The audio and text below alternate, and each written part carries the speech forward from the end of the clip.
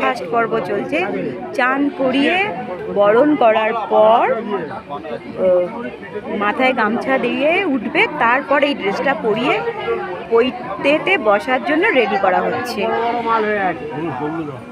কত লোক এসেছে, কত বাবা মা এসেছে তাদের ছেলেদের নিয়ে পৈতে করানোর জন্য।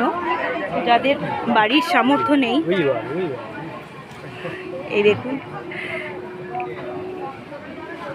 যাদের বাড়ির সামর্থ্য নেই সেই রকম অনেক দুস্থ ছেলেদের এখানে পৈতে দেওয়াও হয়। আপনারা তো আমার ভিডিওটা যার যার কাছে পৌঁছবে অবশ্যই তারা জানতে পারবেন আমাদের এইখানে গণপৈতে বা গণবিবাহ দেওয়া হয়। নিশ্চয়ই যোগাযোগ করবেন। একেবারে ফ্রিতে বিয়ে অথবা পৈতে দেওয়ানোর ব্যবস্থা করা হয়।